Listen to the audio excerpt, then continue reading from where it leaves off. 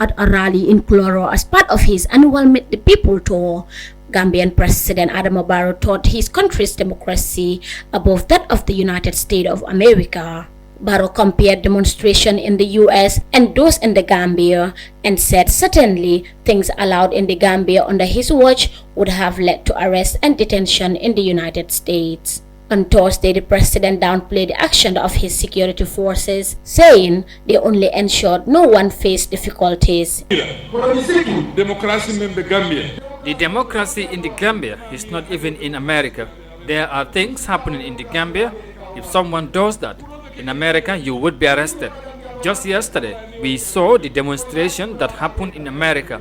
They shot 4 people to death, but there was a demonstration in the Gambia.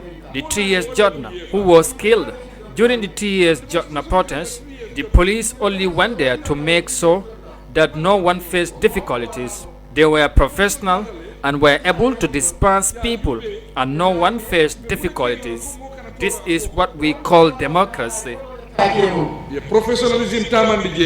His comments came exactly 1 year after his government unleashed one of the most brutal crackdowns on protesters in the nation's history.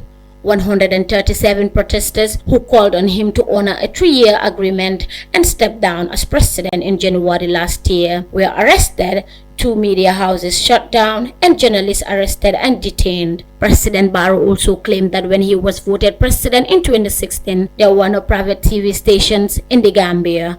He said his government was the first to give license to private TVs. He also accused private TVs and radio stations of spreading false news and insults. Since I became president, the number of radio stations operating in the Gambia has increased by 300%.